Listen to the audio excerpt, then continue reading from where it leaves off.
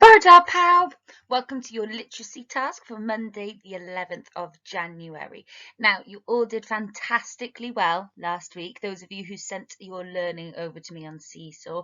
It would be great this week if I could have every single one of you sending me your home learning. We've still got a few people I haven't seen on Seesaw yet, so big effort this week to make sure that you're getting something to me every single day.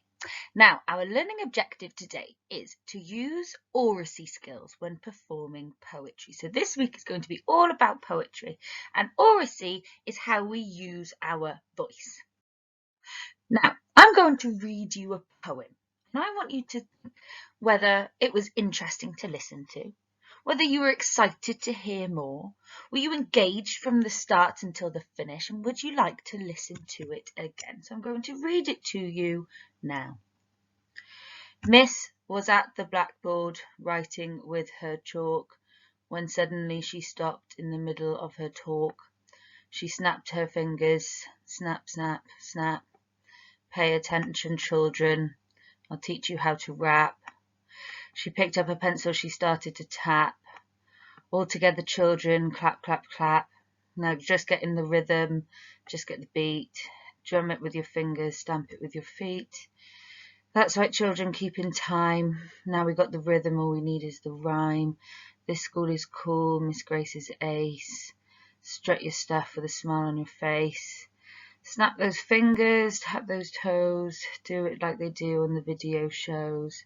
Flap it, slap it, clap, snap, clap. Let's all do the school kids rap.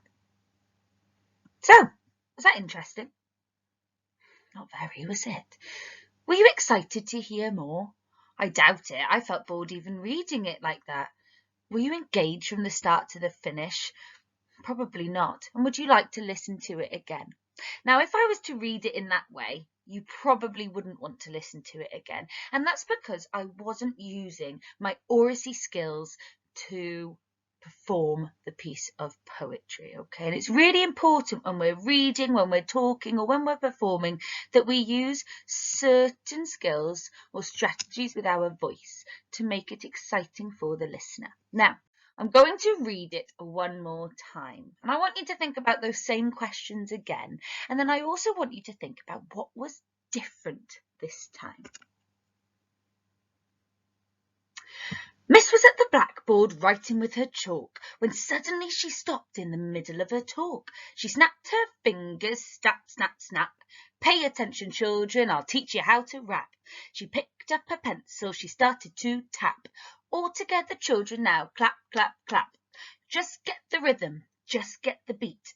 Drum it with your fingers, stamp it with your feet. That's right, children, keep in time. Now we got the rhythm. All we need is the rhyme. This school is cool. Miss Grace is ace. Strut your stuff with the smile on your face. Snap those fingers, tap those toes. Do it like they do on the video shows. Flap it, slap it, clap, snap, clap. Let's all do the school kids rap. Now, was that one more interesting to listen to you too? Were you a little bit excited to hear more? Were you engaged from the start until the finish? Would you like to listen to it again? I'm hoping this time you answered yes to lots of those questions. But what was different that time?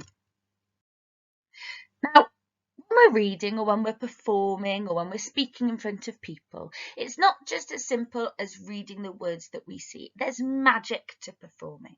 We have to use our voice in special ways to engage the listener.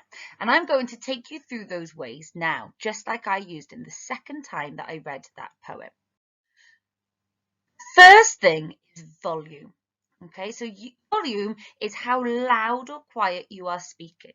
Volume doesn't always need to be very loud. Volume needs to be at a level that people can hear you, but you can also change the volume of your voice throughout to add some extra excitement. A piece of performance will also use pace. Now, pace is how quickly you are speaking. If you speak at that speed, no one's going to understand what you're saying. If you speak at the pace of a tortoise, people might get a little bit bored. So you need to make sure your pace is at a good, quick enough level for people to stay engaged with what you're saying. Expression is another important strategy to use to successfully perform or read in front of people. Now, the first time that I read that poem, I didn't use any expression at all. I read like this and it was very boring to listen to.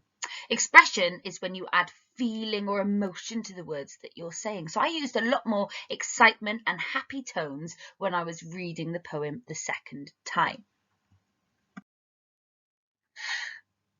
Another thing to use is body language. Okay, so a successful performance will also use body language. If we look like the boy in that picture and we're talking like this in front of people, not many people are going to be engaged with you. In fact, what they're going to be thinking is, why is that person stood there so grumpy?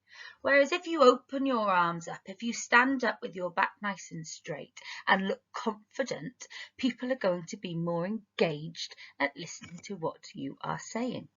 Now, your task for today is going to be using all of those skills and putting them together. You are going to perform the poem that I just read. It's called A School Kids Rap. Using the success criteria below, I want you to video yourself performing the poetry. So your success criteria is, I can use volume in my voice, so remember how loud or how quiet we are speaking.